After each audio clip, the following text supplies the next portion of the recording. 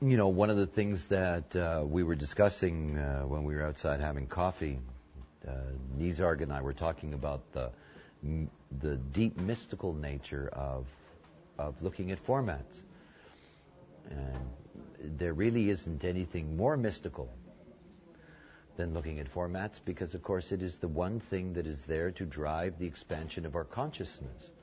And to drive the expansion of our consciousness outside of the tribal constraints of the bargain and the rules of and regulations that come with religion and with the tribal glue. In other words, that the expansion of consciousness, something that logic teaches us right away, that the expansion of consciousness is not obviously spiritual. And yet, look at the fifth line of the ninth gate. And the fifth line of the ninth gate, the keynote is faith. It says trust. The detailed adherence will lead to fulfillment, loyalty to the letter of the law, the power to focus and bring value to concentration, like the mystery of God, doubt engendered through the perceived illogic of a process. I mean, built into the logic of this format, its deepest heretical stance is all about getting past the illogic of God. I mean, the tribe's concept of God and the gods is tribal. You know, if you think about the Greek, Roman, Teutonic, Brahmin, you think about all these various gods, and they operate in little tribes. There they all are on Olympus, playing tribal games with each other. I mean, everything about God that we understand it, all of that is tribalism. Nothing but tribalism. So the moment that you get here to the logic system says that there are great laws, enormous laws that transcend the tribal concept of God. Laws that transcend the illogic of belief. Logic's not here to believe. Logic is here to understand. I love that. Understanding. When you break these words, you have this standing under, You want to figure it all out. Logic is like that. Logic wants to be able to take the standing under and put the under the standing and stand on it. This is logic. And then they're comfortable. So in this very format, you have the ability to begin to see that what is so heretical about logic is that logic will shatter tribal belief. And we already know that. Galileo, boom, boom, boom, boom, boom. You cannot do that. Do not use logic to shatter our belief. And every step that science takes through its logic, as it moves into areas that have remained mystery, and where the mystery has been used to the advantage to uplift the tribal faith, you have this intense conflict. Where is heaven? I mean, where the hell is this place? Pardon the expression. Understanding says, look, where is it? Is it in our solar system? Is it someplace in the galaxy? I mean, where's hell? Where is it? Is it really down there? I mean, the understanding system looks at all of that and says, come on. And you have to see that the moment that logic hits the sacral is saying, don't you dare ask those kind of questions. Don't you dare say those kind of things. Just go fuck her. Or raise your children. Or don't pay attention to this. Go make money. Don't threaten our way of life. Don't threaten the simplicity of not having to deal with all of these things. Leave us with just our simple acceptance that we all have the same belief in the same thing, and we really don't know if it's true. So the sacral is always there, and it's always getting in the way. And of course, in order to expand our consciousness, we need to penetrate all the myths. There were many people in my life who would say to, who have said to me, but you're demystifying all of these things. It's not true. As a matter of fact, the more you understand the way it works, the more awesome it all is. You begin to hope that there's a maker, because you want to be able to thank somebody for coming up with such an incredible design. The deeper you go into the truth of something, the more magical it becomes. So within the logic process, you have to see there's this deep, deep potential, not for obvious spirituality, but for the expansion of the consciousness. And so often the collective is blamed for being anti-spiritual. They're the ones that get all the heat. The tribal people are all running around with things on and ceremonies and this and that. And, they're all jumping together on various days of the week and, blah, blah, blah. And the collective is simply exploring concepts in the consciousness. The other thing is, logic is vicious, eh?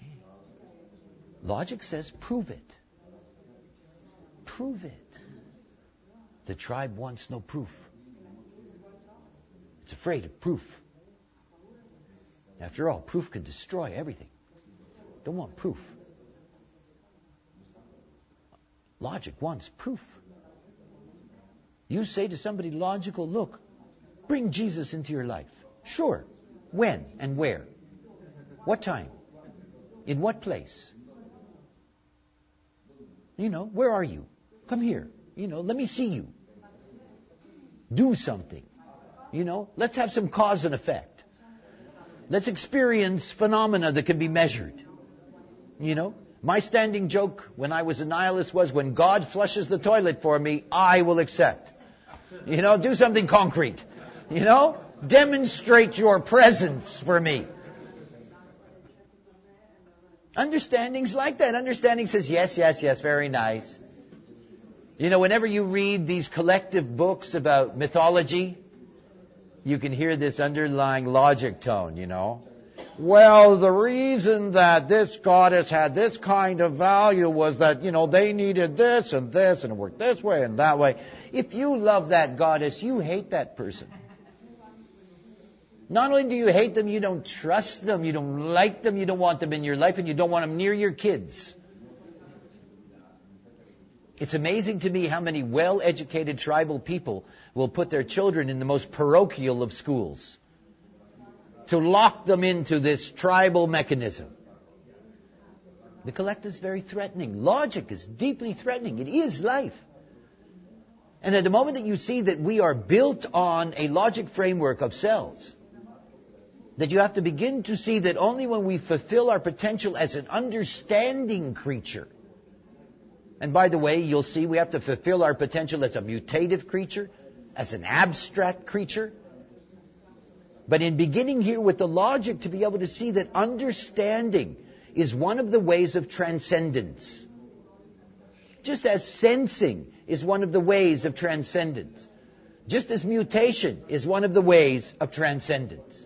The tribe never transcends. Never. They might get juiced.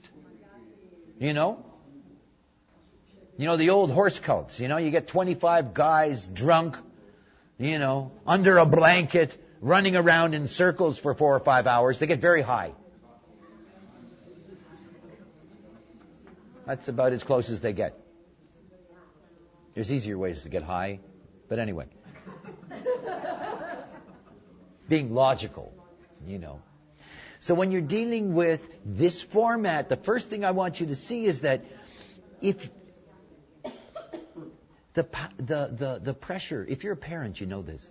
You want your children to be well educated. You do. You want them to be well educated. That understanding is obvious. Now the Sacral Center says, well, to a point. After all, the 2750 is about part of nurturing is educating. And that we know that the 45 that leads the tribe has a great responsibility to educate its tribe. Understanding is essential, but the tribe wants to stop the understanding in the sacral.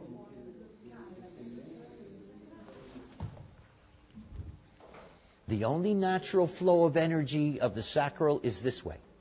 It is the only natural flow. The moment that you're trying to move from the 9 to the 5, it's like you're fighting in traffic. You're trying to get across this lane. You know what that's like? Go to Los Angeles. Try to cross the street. You know, you take your life in your hands.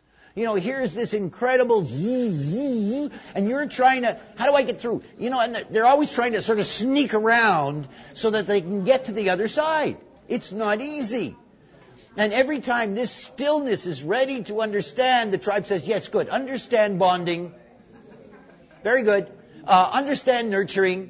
Very good. No, I want to go up there. Highway only goes this way. There are no exits. You know. I mean, you got to be an illegal immigrant or a terrorist to get to the other side. You know? Because there's no natural way that you can do that. Remember that the way in which these things work through the sacral is they're grafted onto the sacral. I mean, if you could think about that biologically, these are systems that came later in that sense. They're grafted onto the sacral. There's not this true natural flow. There's this thing that's sort of added on like a parasite. The tribe would love to see the formats as the foundation of parasitism. You know, these horrible things that live on your energy and destroy the tribe itself. Eh? So there's a battle. I mean, this is the whole thing to understand. There is a real battle. That's why if you're not operating correctly, remember, if you have that format energy, just talking about an individual, if you have that format energy, you're a generator. Whatever kind of generator, you're a generator. And to really understand that the only way that you can win the battle of raising your consciousness through understanding is through response. And one of the things about response is that response is built on stillness. When I finished this morning, Gennaro had a really nice insight into that. He talked about how if you're looking at the format energies, they really represent, like people in a race, the silence before the gun is fired. And it's a really good illustration of that. You know, if you think about the 952, this concept of stillness, it's waiting for the gun to be fired. Now you got to be ready. You know, you see them in the track. You know the way they get into their positions and all of that. This is 952 business. You know, you're getting ready, you get yourself set. You're waiting for the gun to fire. This movement to jump across to the 5, you can only do that if you're waiting for the gun to fire. You're a generator. You can't just go there. It's one of the things about understanding. It's why I've taught all along that knowledge is not power. If you seek knowledge for benefit, it brings you nothing. Knowledge in and of itself isn't going to change your life. It isn't. You know, it is only the application of understanding within the logical context that brings any value. I mean, that's the beautiful thing about logical people. That in the end, logic is something that's meant to be experimented in, meant to be established so that it can be reliable for us into the future. And basically what the logic format is trying to do is establish a pattern of developmental logical consciousness.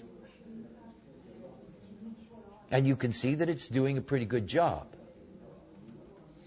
You know, if you take the amount of education that's available on the planet today relative to, you know, the societies, relative to the fact that if you go back several hundred years, you know, you don't have the kinds of percentages in a society that receive any kind of education.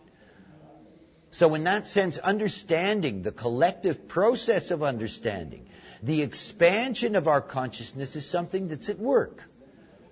It's at work. And that you can see that the byproduct of this expansion of logical understanding has been at the cost of tribal power.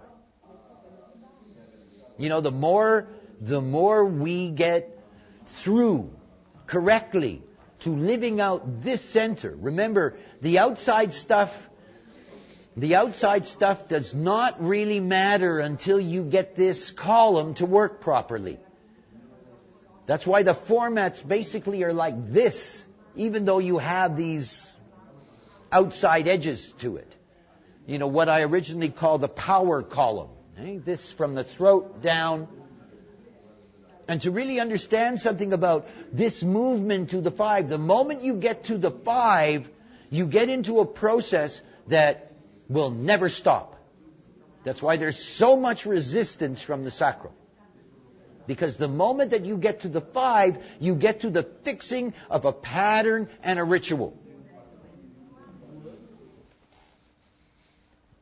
The gates that are at the top of the sacral, that point up to the G center, have the same problem as the gates at the bottom of the sacral pointed down to the root.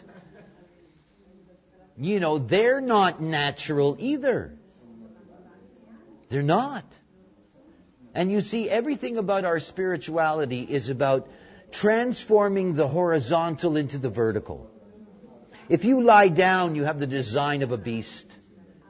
If you stand up, you have the potential to be transcendent. You know, this is just the way it is. And it is this transcendence that lies in this column. And at the moment that you get into the pattern, the moment you've succeeded in making the jump, is the moment that that pattern has a way of constantly tapping into the sacral.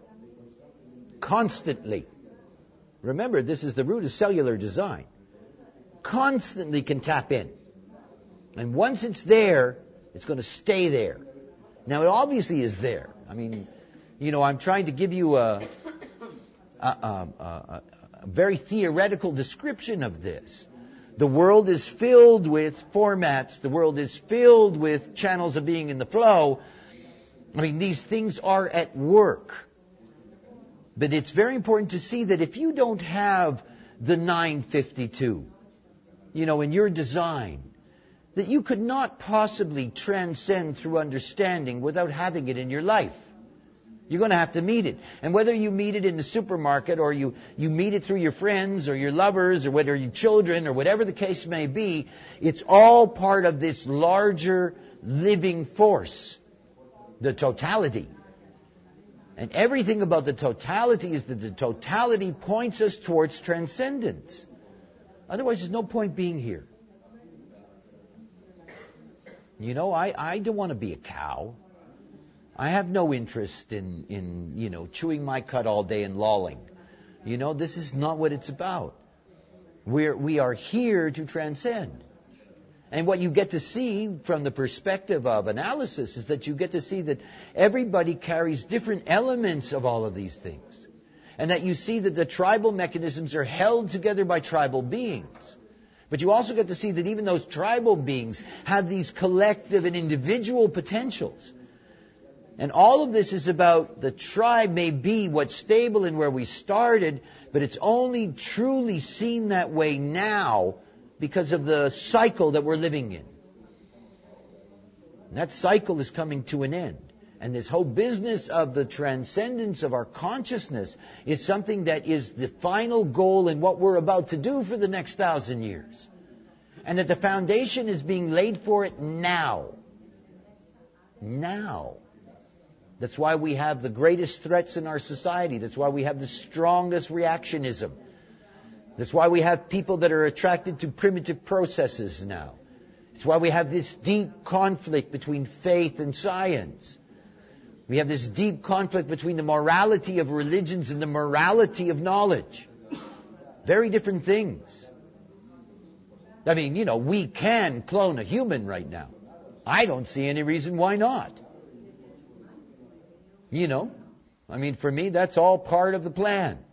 But there's all kinds of people based on moral, religious positions that are tribal in their nature that say, no. The 59.6 is not interested in giving up its power to a Petri dish. It isn't. The collective is. The collective says, hey, life's life. I understand. All you have to do is, build cells, get the right thing, put it in there.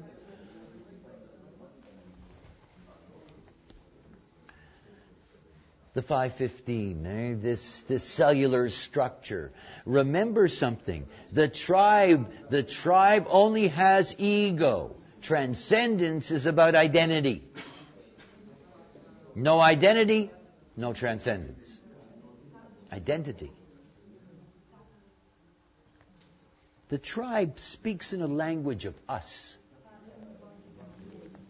Yeah?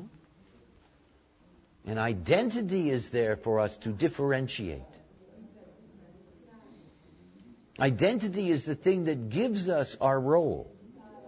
It gives us love. It gives us direction.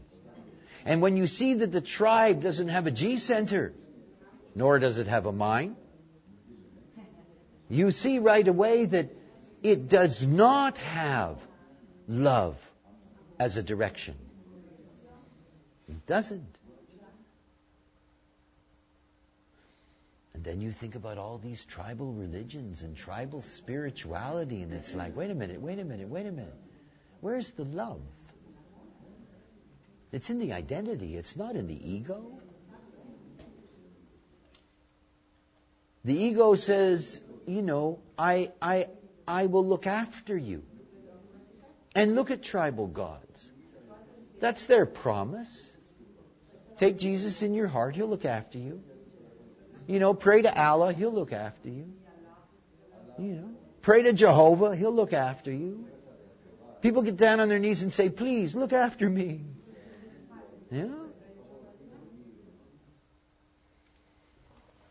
Identity? Love? That's not part of the tribe. It's not part of tribal spiritualism. It makes them nervous. All this new age, love, and the tribe goes, what do you mean love? All you need is love. The only way is love. If you listen to any of these tribal spiritual forces today, they all have to talk in that language now. It doesn't belong to the tribe. The only way that you can ever really, really understand love is that you have to be collective. Only the collective knows love. I don't mean to insult tribal people and individuals. I'm one myself. It's the collective that's here to know love. They go in the 15th gate. They go in the 46th gate. They're an expression of love. They are a direction of love. And the two greatest loves that we can have for our transcendence. The love of the body as temple. And the love of our own species. Of our own kind. Regardless of differentiation. Regardless of differentiation. This is the love that is the identity of the G center. Tribe has nothing to do with that. And that you begin to see that if you're going to raise your consciousness, it begins with love. Now, of course, that sounds really kind of cliched and schmaltzy, because it's the kind of thing that's been said forever. Love your neighbor, love your dog, love God, love.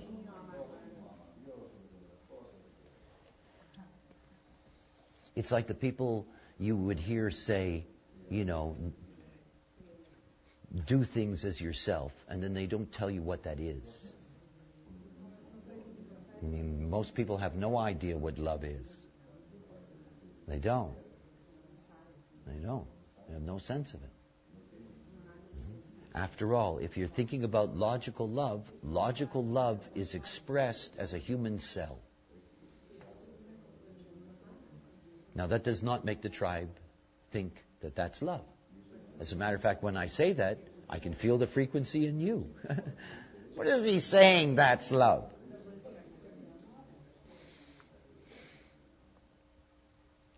we as beings, are programmed by a neutrino field.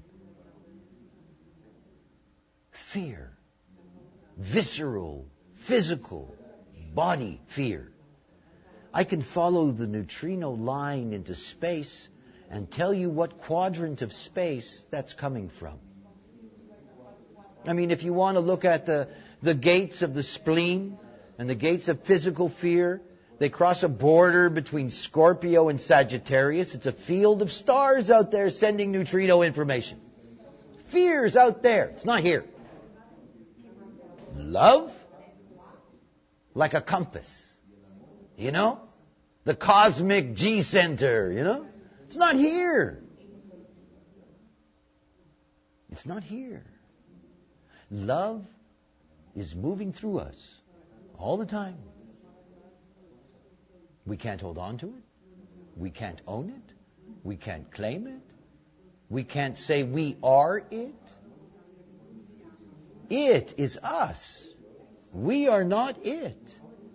And if you want to see love concretized, get out a microscope, scrape off a little skin from your finger, and look at one of the cells. You'll see love. See, we don't even know what love means. We don't. We don't. We have no idea. You know, we have all of these very mundane concepts about it. I mean, most of you know, I can give you a love course where I can talk about love from every conceivable position. You know? What if you cannot be it? Then the only way that you can taste it is being conscious as it moves through you. Life is love. Life is love. The fact that we want to do all these things with that word and make it all kinds of other things is not the point. A cell is the embodiment of love. A body is the embodiment of love. You know, I'm not talking about our mundane connections to each other and the things we say and the way we describe flying in space beside each other and being stuck there, and we make up all kinds of descriptions for why we seem to be in the same trajectory at the same time. And of course, the moment that you see that the very concretization of life itself in form is the Holy Grail, this is love. And that transcendence is the recognition through the cell, through every cell, through the body, of the perfection of self. The ultimate expression of love is somebody who's correct. It doesn't mean they're loving. It doesn't mean they demonstrate love. It means they are love. It's very different. As a matter of fact, it's so mystical that it's almost impossible to grasp. I know. You know, it's what all the old teachers and masters and gurus try to bring you one way or another to this place of recognizing it. That love is not something that is yours. That love is not something that is the result of. That love is not something you share. You know, we are the expression of love. That's about as mystical as you get. That's all we are. And being the expression of love doesn't mean we understand what we express. Doesn't mean we even know what we express, because most human beings never get to live as themselves. See, I run around saying to everybody, love yourself, love yourself, love yourself. I now have that in many languages on my head. You know? Love yourself, love yourself, love yourself, love yourself.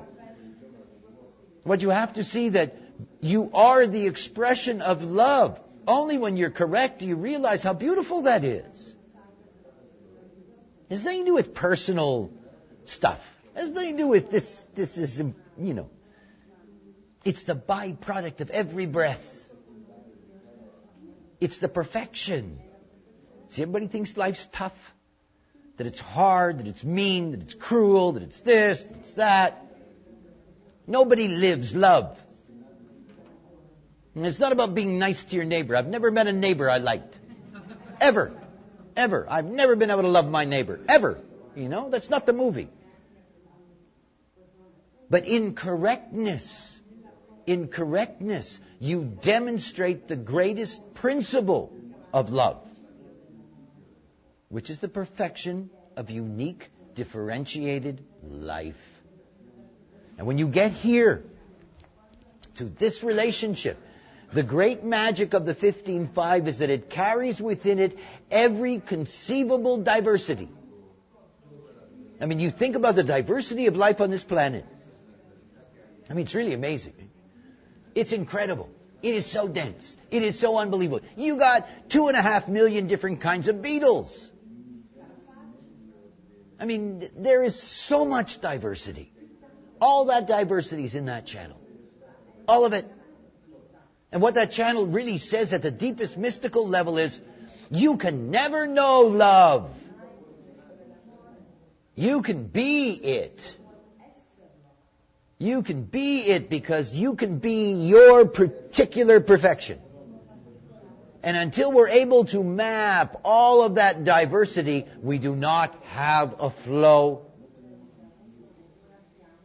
To be in this great flow in which all of humanity shares love. And all that means is that humanity shares a mutual respect for the understanding of difference. The magic of difference. The tribe wants you all to be alike. Dress alike, eat alike, do everything alike. We know that from tribes. Look at any tribal ceremony, and you'll see all these people dressing alike, eating alike. There is no honor in difference. There is alienation, ostracization for difference. But transcendence is rooted in difference. It's my deepest teaching to people that they are unique, that this is the science of differentiation. And only logic can prove it. And that's an expression of love. See, love isn't personal. It's not about the I love you mantras, which have nothing to do... I liked it years ago. Who was that? Woody Allen. He's trying to tell somebody that he loves them, and he says, it's not enough. He says, I love you and love you, and, you know, he's going through all these funny kind of variations. And for me, the funny variations are better than the use of love, you know? I mean, I really zorf you, you know? Okay. You know, you can zorf somebody, but love, it's a collective principle. I mean, all you got to do is look at a map. It's a collective principle. It's not personal. Thank you. It isn't. It's just a collective principle.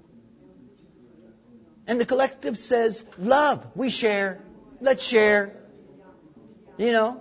And the way in which you share, and you'll get to see that when you see both sides of the coin, is that the understanding leads you into a recognition of diversification. And experience, the abstract side, teaches you that there is as many paths as there are beings. And all of that goes against the tribe. We can be understood as being unique, and we can each have our own path. Which means that we alone are everything. Within our own authority, within our own lives. We are the only thing that can be holy or not within that context. And the transcendence for us is the experience in the body of being diversified. Being different. I remember one of my first little slogans for design was something different that makes a difference. It's about difference. It's about difference. And you see, the spirituality that has been at work for the last several 100 years, the synthesizers, the ones that came out of the theosophical process and all these various movements. The whole transcendence of that was an understanding that there are as many ways. Think of what the Reformation was like in Europe. This breaking of Catholicism, from this tribal dominance to the phenomena that Gutenberg gave, that, you could have a Bible of your own and interpret it yourself. And all of a sudden you had a unique individual relationship with God. Our consciousness expands the more and more we are the holy instrument. Not them, not it, not the representation of the glue, but the correctness of living out our differentiated process through experience. And then you embody the identity of love. I'm not a lovable person, but I'm correct. And my very correctness, which provides transcendence, brings love into my life. I see it. I smell it. It's there. It's not personal. It isn't the kind of thing that I would associate with a personal experience with another being. It has another quality. And it is this magic that comes to every human being that can experience authority within themselves. The tribe does not give you that authority. They put masters in front of you, priests in front of you, gurus in front of you. All those people in St. Peter's Square in front of you. And the collective,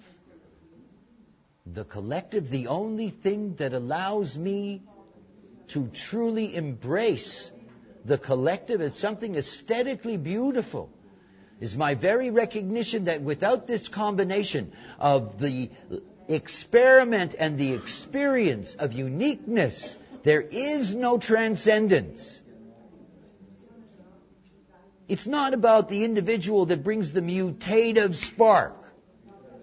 The fact of the matter is that the whole development and expansion of our consciousness is rooted in the collective. And the problem, like all these things that we can discuss in design, is that all these collective beings are running around as not self. And as not self, all of this becomes deeply distorted. And it's simply not understood for what it is. It's not lived out for what it is.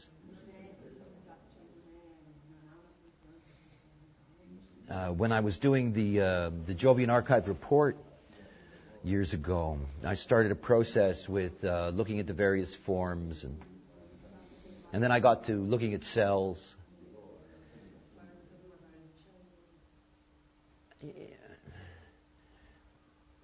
I could spend a whole year with great delight doing nothing but describing the 15-5, its lines and its colors. Magic. I will do that one day, as long as I have long enough to live, because it's really magical. In that 15-5 is everything, and so many things that the tribe knows nothing about, that has nothing to do with the physicality of reproduction and communities and all of this stuff. It has nothing to do with the nurturing and the food and blah, blah, blah. In that 15-5 is every mystery of life. Every mystery of life. Magic. And you see, if we are truly going to be transcendent, we need to be able to recognize down to the finest detail the truth of our differentiation. For me, because I do not offer spirituality, I offer mechanisms. For me, it's so clear that the moment that you get to the place where you can transcend the power of conditioning, this is the beginning of the differentiation process. And in that differentiation process, the opportunity for all of us, to finally be able to expand this consciousness field. There are so few examples of uniqueness that express uniqueness that we keep on getting this tribal smear over everything. This is the great gift of the collective. to penetrate. And it can't be done by the logic alone. There is a marriage between the logic and the abstract that is so deep. And if you want to see how deeply linked they are to each other, just read the 63rd and 64th gate. And when you read them and you understand circuitry, it seems like they should be reversed. And they're not. When you get up to the mind, you realize that logic and abstract are the same thing. They just look different in the mirror. You know? They're just another aspect of each other as a mirror. One experiments, one experiences. Each verifies the other. I mean, the mystery of life is to be correct in the form. And to be correct in the form means that you are differentiated, that you operate uniquely, under your own authority. This is transcendent. You know, my role in this life is to be an apostate. You know, I'm the manifester that frees the generator slaves. You know, it's about being an apostate. And one of the things that I really understand is that we have to throw away forever all these homogenized concepts of spirituality and begin to wait and listen to each of the gods of this planet. You see, it's so clear to me that every single being is an embodiment of a holy force. And I say that without being, it's just so obvious. You know, everyone's differentiated. If everyone could live out the perfection of their differentiation, we could all live on Olympus together and play Olympian games. Because that's what it's about. And it's only through the collective that there is the possibility to even recognize this. The tribe doesn't want to see it. And we're been dominated by millions and millions of years. This is all new. My teaching, from the very beginning, has always been based on the same thing. If you operate mechanically, the tribe cannot be the only thing in your life. You can never be totally conditioned and lost from the potential for transcendence. You know, operating correctly allows you to fulfill the collective imperative. And the collective imperative is not the same as the genetic, nurturing, reproductive imperative, but it is the imperative that really matters. It's the one that says the only reason you're here is to transcend. You're not here for anything else. You're not. Now, maybe a struggle. You may lose out incarnation after incarnation after incarnation. But in the end, there is nothing else but transcendence, and transcendence is only about you being your own authority. Because you are a unique expression of love. Oh, the collective is beautiful. It really is. When you see it from that level, you can truly understand its magic. To be unique, to operate as a unique entity, to operate under your own authority, this is the expression of love.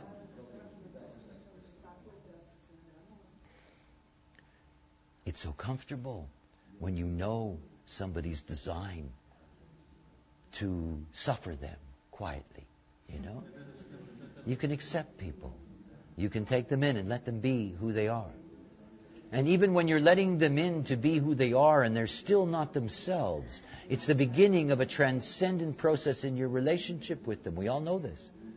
And the moment you get into a situation where you're really dealing with people who are operating as themselves, you can feel the frequency between them. It's not them themselves. It's the in-between. That place between the notes and the fingers. Love is in the air. And it's not about all this flowery stuff. And it's not about all that. It's just there.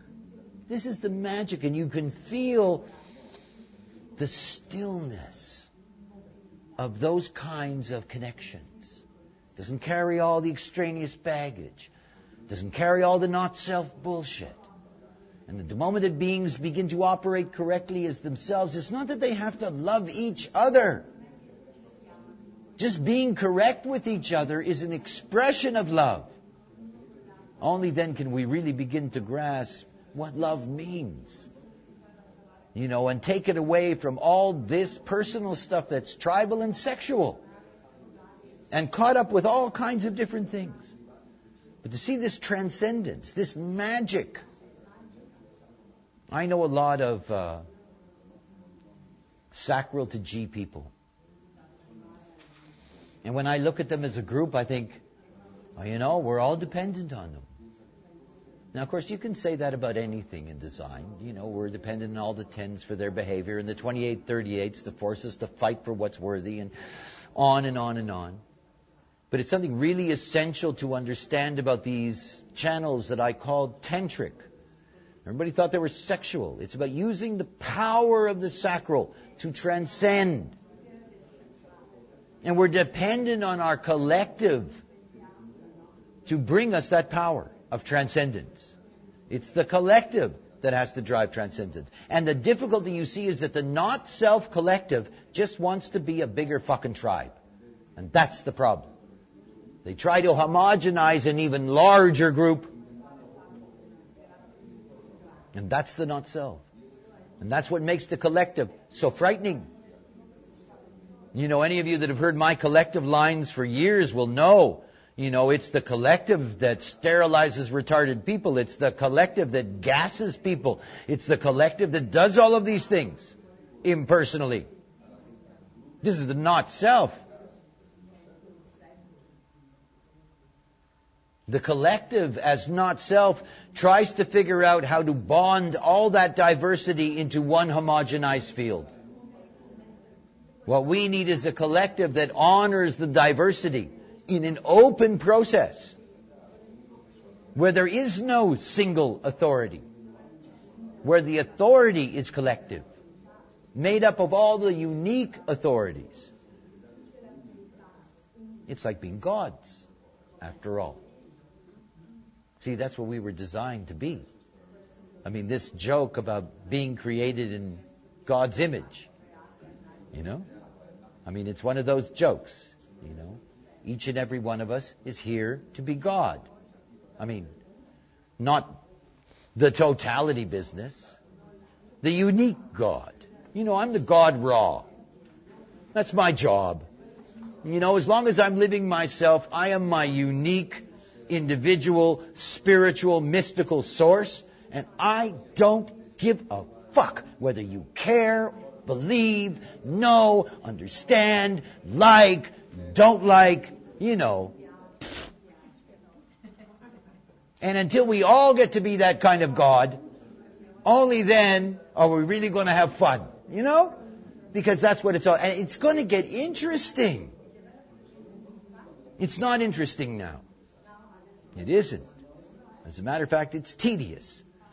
What the collective does is that it gets to a point where it goes to a certain point of consciousness and then it tries to homogenize everybody into that. This is the whole thing. The collective is trapped by the example of the tribe and its success. The collective tries to borrow from the tribe its concepts in order to be able to form a larger tribe to absorb the real tribe. We are not here to compromise. I am not here to compromise. I don't care if you're tribal. That's your business. I'm here to live my authority. And only when we get to that point, only when we are our own authority, only then is transcendence possible. And that transcendence has nothing to do with what you can imagine it's about. That's the real joke. Because it's not the transcendence that the guru wants to teach you. Or the master wants to teach you, or the priest wants to teach you, because that's all tribal. Tribal transcendence is about being fooled. Tribal transcendence is, I can feel the spirit of Jesus. Okay, good. That keeps somebody fixed in the glue. And makes the glue even stronger. That's not what transcendence is about. See, I only know mine. I can't tell you what yours is. It's the thing that's so beautiful for me. If I could tell you what your transcendence was, I'd be so full of it. I have no idea. I can tell you what the not-self game is, but I have no idea what each and every one of you are as a transcendent being and what is possible from you. Don't know. You know, this is the promise of the collective. The promise of the collective is if you really experiment with being unique in your form, you will tell us what that transcendence is. And don't try to make it a generalization for anyone. It's yours. We don't have that courage. We don't. We don't. You know, look at the way you're raised. Look at the families you come into. You know, we're conditioned from the beginning. We're homogenized from the beginning. Spirituality is just pasted on top of us. Uniqueness is something that is more often punished than anything else. To be different is not honored. Ask any teenager. I mean, we're terrified of difference. We don't want to be on the outside. We want to be like everybody else. That's the conditioning. We don't want to be our own God. Geez, that's a lot of responsibility. You know. No. We're still in the sandbox. You know. We're way back in the sandbox. And every single day that I do my job, and every day that I tell people the simple mechanics, I bang myself on the side of the head thinking, just try it. You know, just try it. You know, if you try it, you see it works, it's okay. And then somewhere down the road, you know, it's really going to surprise you. Because it does. Because that's what it's all about. Each of us have to go through our process. Each of us. You know, it's like John, while he was dying, he asked for them to read the last stages of the cross.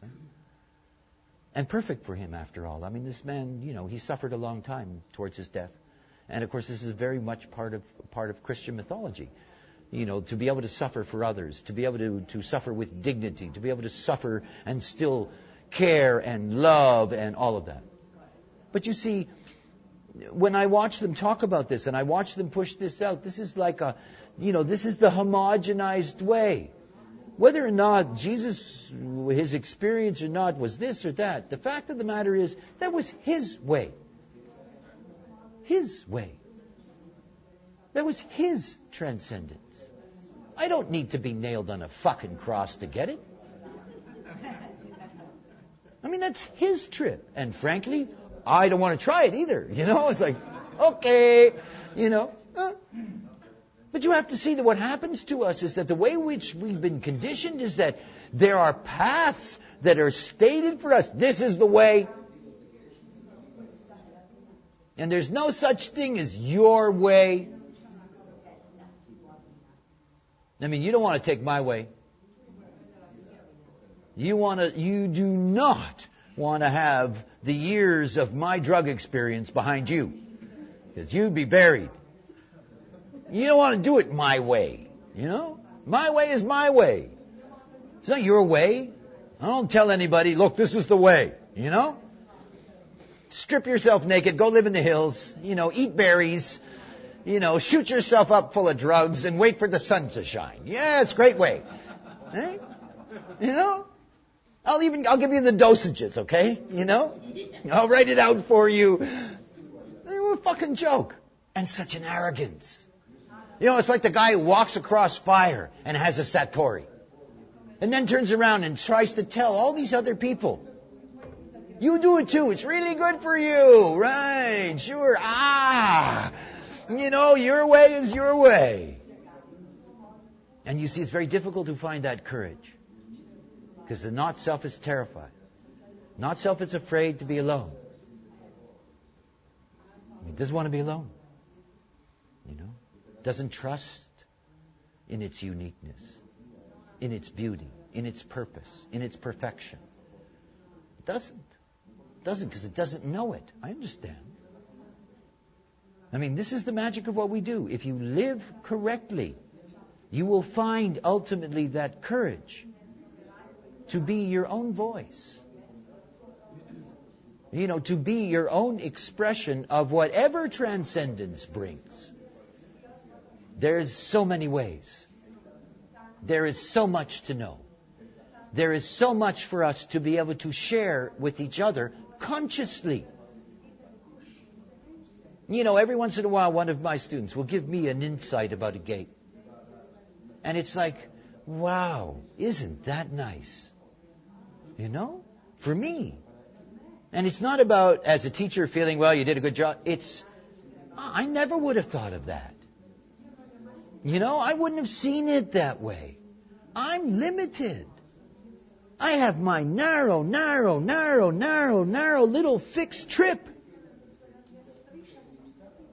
After all, I did not invent human design. It was stuffed into me like a pot roast.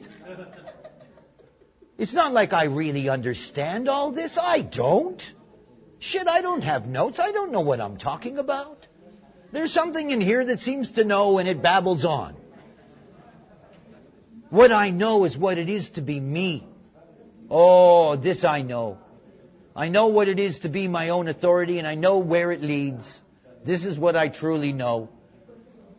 And you see, it's one thing for me to theoretically describe these things to you, but I wait